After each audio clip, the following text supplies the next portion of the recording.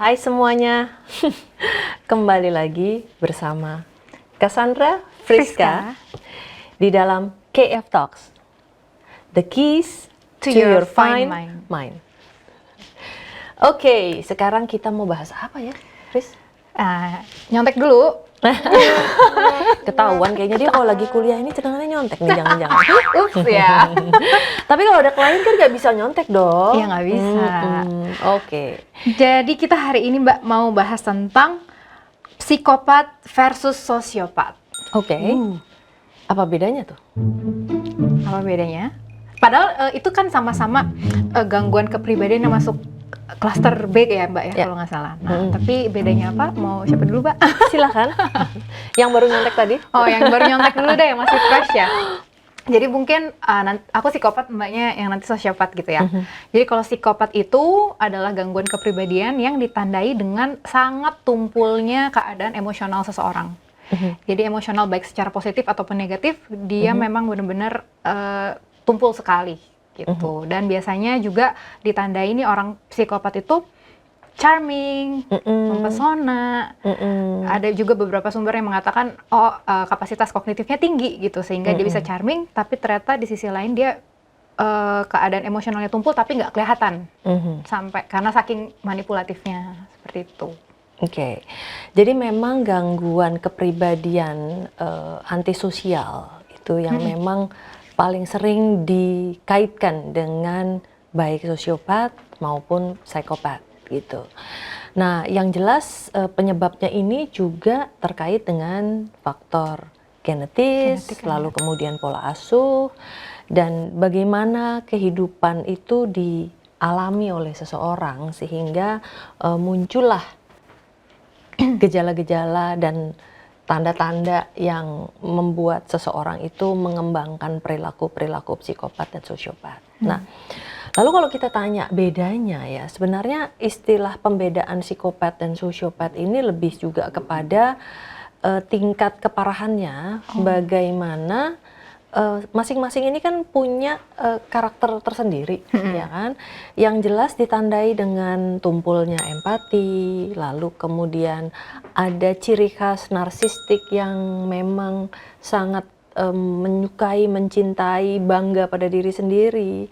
Lalu kemudian juga ditandai dengan ketidakmampuannya untuk menurut atau mentaati norma sosial yang berlaku, di mana bentuk dari psikopati ini dianggap menjadi lebih berat dibandingkan sosiopat karena ada unsur yang lebih berat juga terkait di dalamnya, itu bagaimana mereka punya semacam distorsi, ya, distorsi terhadap realita, bahwa merasa bahwa seseorang ini boleh diperlakukan demikian gitu ya. Kalau jadi orang ini masih sebagian berpendapat sosiopat dan psikopat itu adalah istilah yang sama, tapi ada beberapa ahli lain yang menyebutkan bahwa ini berbeda karena dari sisi degree-nya, ya, dari sisi tingkat keparahannya. Ketika sosiopat itu lebih kepada ketidakmampuan untuk mentaati aturan sosial, ya, tetapi kalau psikopat itu lebih ditandai lagi dengan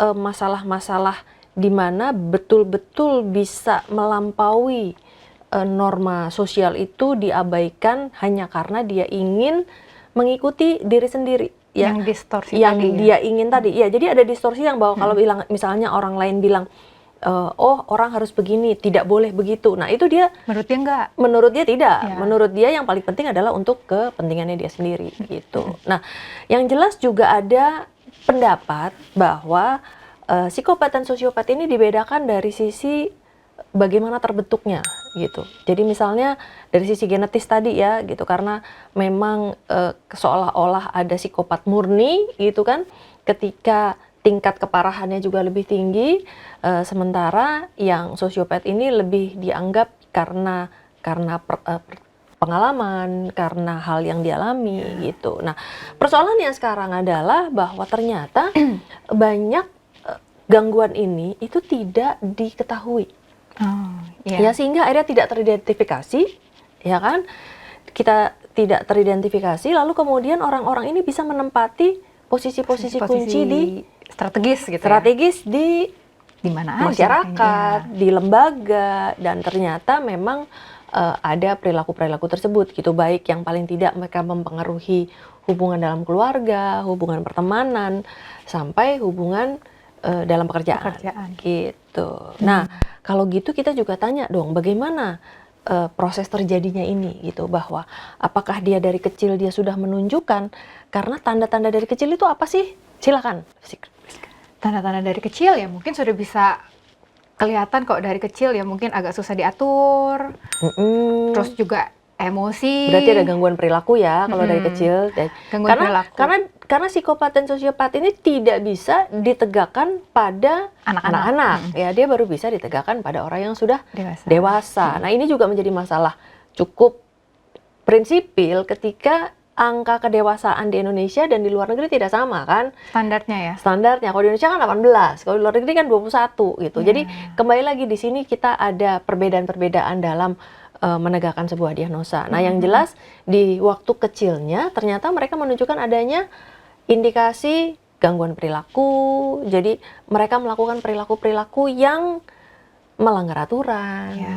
yang mengandung kekerasan, yang mengabaikan norma gitu kan. Kayak dikasih tahu nggak bisa gitu. Yang kedua, ada perilaku-perilaku yang misalnya agresif. Ya. Kecenderungannya agresif gitu ya. Ya, menyakiti binatang, melukai orang lain atau dan lain sebagainya gitu. Jadi kondisi-kondisi inilah yang bisa dianggap sebagai tanda-tanda Ya. gitu kan. Nah, terus apa yang harus dilakukan seseorang apabila ternyata ada indikasi baik anak-anak ataupun orang di sekitar dan orang dewasa barangkali yang menunjukkan adanya tanda-tanda ini gitu. Ya. Apa yang harus dilakukan nih? Ini berarti treatment untuk keduanya gitu, Mbak? Ya, yang harus dilakukan ya ketika ada tanda-tanda ya mungkin mulai warning ya, berarti ini di dalam society, di dalam pergaulan gitu, ini mungkin harus nggak bisa yang ya tadi dipertimbangkan untuk jabatan-jabatan yang mungkin penting, pengambil keputusan untuk orang banyak misalnya. Itu alasannya maka pada saat penempatan tokoh-tokoh pejabat publik tentu ada pemeriksaan yang tidak hanya pemeriksaan kompetensi dari sisi perilaku kerja, tetapi juga ada yang melibatkan tanda-tanda klinis, yang juga akhirnya melibatkan psikolog klinis dan psikiater, karena aspek kepribadiannya. Aspek kepribadian itu akan sangat dilihat. Nah, sementara kalau kita jadi ada seleksi itu ya. Lalu kemudian apabila ternyata itu pada anak-anak atau pada remaja, tentu orang tua harus lebih terlibat di dalam proses tumbuh kembang anak dan memperhatikan perilaku-perilaku yang sudah punya atau menunjukkan indikasi adanya gangguan yang tadi kita sebutkan, ya kan? Mulai dari gangguan perilaku, kemudian perilaku agresif, kemudian perilaku menyakiti binatang, menyakiti orang lain, dan juga yang melanggar atau tidak mengindahkan norma-norma, baik norma agama, norma di sekolah gitu. Di sekolah, norma di rumah, sampai norma hukum nih gitu. Dan yang jelas apabila ternyata kita mengidentifikasikan ada seseorang di dekat keluarga kita, anak, tetangga dan lain sebagainya, ternyata ada indikasi ini, apa yang harus dilakukan? Tentu harus ke ahlinya. Bener Bu jawab, ke psikolog. Ya, ke psikolog. Ya. Nah, psikolog yang mana gitu kan? Psikolog kan ada banyak gitu. Nah, klinis ya Mbak yang pastinya. jelas psikolog klinis, tapi kan pastinya misalnya di lingkungan ternyata belum ada psikolog klinis, bisa saja ada ke psikolog umum, psikolog sekolah, psikolog industri kalau memang ada di perusahaan, silakan. Tapi habis itu pasti akan dirujuk kepada psikolog klinis ya, dan tentu saja kepada psikiater apabila ternyata memang ada indikasi-indikasi yang lebih besar, yang lebih luas. Karena kan pasti tingkat keparahannya tuh berbeda-beda. Bisa saja langsung ke psikiater, ya, tapi nantinya pasti psikiater juga akan merujuk untuk melakukan terapi perubahan perilaku, relaksasi emosi dan lain sebagainya. Jadi memang ini merupakan sebuah kerjasama yang manis antara berbagai lintas bidang kan gitu. Ya. Nah, lalu kemudian yang paling penting nih juga kira-kira, Fris, terutama nih gitu, karena kami mewakili dua Bidang. bidang pastinya, kita sama-sama dua bidang. Tapi yang jelas kami mewakili dua cohort usia yang berbeda kan Selalu gitu ya. nih, Mbak, nih. Nah, permasalahannya akan kembali lagi apakah di usia Friska ini, di pertemanannya, di pergaulannya, karena biasanya seperti demikian ya, bahwa para pasien itu kan datang mungkin ke saya, tapi mungkin ada yang lebih cocok ke Friska karena mencari aku mau yang mudaan gitu, atau aku mau yang lebih senior, saya nggak mau dibilang tua soalnya. Ya, senior. Senior gitu, kita bicara senior. Tapi kembali lagi, ada nggak sih, sudahkah itu diterima di kelompok usianya Friska nih gitu? Apakah ada fenomena-fenomena sekarang ternyata banyak diterima oleh rekan-rekan psikolog klinis? Kasus-kasus psikopat dan sosiopat. Nah, mungkin kan yang lagi marak, Mbak, kasus banyak yang mungkin, tapi ya kompensasinya akhirnya dilakukannya dengan berbagai macam cara gitu. Ya. Cuma memang kalau ditanya ada atau enggak gitu di usia saya sih ada banget. Ada banget. Dalam hal dia pasien atau teman? Kalau pasien sejauh ini saya belum pernah ketemu. Cuma kalau dengar cerita-cerita misalnya atau baca tentang artikel apa gitu, nah itu ya indikasinya ada, dan banyak ya, terutama kalau saya sih nonton film. Nonton film ya, sama merhatiin tokoh-tokoh terkenal atau misalnya baca biografinya. Tokoh terkenal sebenarnya ada sih gitu yang sebenarnya ada bibit-bibit gejala-gejala psikopatnya itu. Kecenderungannya gitu. Kayak misalnya, nggak tahu kalau kayak mungkin Mbak pernah nonton yang Ami itu loh, apa? Gone Girl. Nah itu kan dia ya masih muda, cantik, penulis, pinter, berbakat, mempesona di pergaulan, ternyata psikopat gitu. Oke. Nah, yang jelas itu kan adalah bahwa ini jenis gangguan ini ternyata juga terkait dengan masalah pelanggaran hukum. Ya. Nah, dengan demikian seringkali juga ditemukan orang-orang yang memiliki gangguan ini terlibat di dalam kejahatan, Tindak kriminal gitu ya. kriminal, ya kan?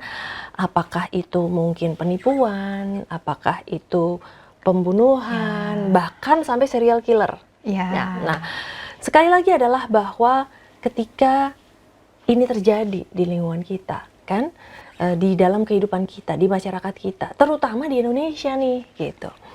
Presiden yang sudah ada di Indonesia, presiden hukum yang ternyata ada beberapa kasus yang sudah menunjukkan ini juga sudah ditemukan loh, gitu, bukan cuma hanya di film atau di luar negeri gitu. Nah, ini yang juga akhirnya menjadi suatu pemikiran kita, pertimbangan kita bersama untuk kita bisa menjaga orang-orang di sekitar kita, di lingkungan kita, terutama di dalam keluarga. Karena psikopat dan sosiopat lahir dari dalam keluarga. Psikopat dan sosiopat itu merupakan produk dari keluarga, dan tentu saja kami berharap bahwa siapapun yang menyaksikan tayangan ini bisa menarik garis, bisa memperoleh wawasan dan inspirasi, dan tentu saja untuk menjaga apa yang bisa dilakukan untuk bisa mencegah agar tidak ada anggota keluarga kita atau seorang yang kita kasihi itu tumbuh dan berkembang menjadi seorang psikopat dan sosiopat. Gitu, ya kan? Ya. Nah, kemudian yang paling akhir juga adalah berarti apa sih yang harus dilakukan? Karena tadi kan yang jelas kalau dari sisi genetik, ya, berarti ya kalau kita mau punya pasangan mesti harus cari-cari ya, harus ada tes dulu gitu kan. Harus tes dulu, harus dikenalin bener-bener dipastikan dulu. ya kan, ini memang bibit bebet bobotnya. Ngeri-ngerinya memang di situ Nah, tuh. itu satu. Jadi kita bisa menghindari dari itu. Aduh, Kemudian yang kedua, kita menjaga supaya lingkungan keluarga itu tentu saja bagaikan rumah yang tertutup dan mampu melindungi, ya kan, bagaimana ayah dan ibu bisa menjadi pilar-pilar keluarga dan fondasinya pun harus kuat. Dan mungkin jadi role model juga menjadi role model dalam hal pengasahan emosi atau Betul, supaya emosi Mm-mm. anak itu juga bisa terarah, Ya, ya terarah. kan? Bahwa bukannya anak tidak boleh punya emosi loh, Ya. boleh, anak marah, anak sedih, Mm-mm. anak kecewa, itu bisa. Ya. Tapi tentu saja disalurkan dan dijaga. Apalagi apalagi ya, em, menjaga agar tidak melakukan kekerasan, Ya. ketika punya binatang, ketika bersama dengan adik dan kakak, dan tentu saja jangan sampai orang tua melakukan kekerasan. ya jangan sampai, karena memang setahu saya juga Mbak kan metode pembelajaran efektif bagi anak itu kan memang observasi dan modeling Hmm. gitu, apalagi ke orang tuanya gitu. Jadi Iya. memang apa-apa yang Jadi tadi apabila ternyata seorang anak sudah diajarkan untuk melakukan hal ya, yang tidak sesuai Ya. dengan norma atau yang kemudian melanggar aturan-aturan dan aturan hukum, dan kemudian melakukan hal yang minim empati gitu ya, tidak punya simpati, tidak punya empati kepada orang, lalu kemudian hanya memikirkan diri sendiri. Nah, ini kan pola asuh yang diajarkan, ya tergantung kan? pola asuh. Tergantung. Nah, jadi keluarga Indonesia harus bisa melakukan itu. Semua yang tadi kami sampaikan tentu saja karena kami berharap bahwa seluruh keluarga Indonesia bisa bersama-sama menjaga diri dan anggota keluarganya agar terbebas dari kemungkinan untuk menghasilkan individu dengan gangguan psikopat atau sosiopat. Ya. Baik, kalau begitu terus yang terakhir apa ya yang mesti kita bahas? Apa ya terkait sosiopat? Tadi kan cara-cara semua ininya udah. sudah. Kayaknya sudah semua ya. Udah semua ya, udah bahwa cukup. kalaupun kita lihat di televisi dan ternyata banyak yang ada tindak kejahatan yang dilakukan oleh orang-orang yang punya indikasi psikopat dan sosiopat, yang terakhir nih, apakah mereka akan bebas demi hukum? Nah, Sebagai seorang psikolog klinis yang juga menekuni forensik, ya. nah iya harusnya ada hukuman itu ya harus diberikan efek jera sebagai proses ya pembentukan perilaku tadi, Ya. terapi perilaku ya sangat diperlukan sih, Ya, Mbak. yang jelas bahwa memang ada hukum yang mengatur apabila ternyata seseorang itu tidak memiliki kemampuan untuk mempertanggungjawabkan perbuatannya sehingga akhirnya bisa dianggap bebas demi hukum. Tapi untuk klasifikasi psikopat atau sosiopat itu masih dianggap mampu mempertanggungjawabkan perbuatannya dan tentu saja masih bisa menjalani atau dikenakan sanksi hukum yang berlaku. Karena terutama yang harus dipertimbangkan adalah bahwa keselamatan dan perlindungan terhadap masyarakat. Ya. Baik, kita sampai di akhir dari KF Talks. KF Talk, Cassandra dan Friska because KF Talk is from us to you. You got me feeling like it's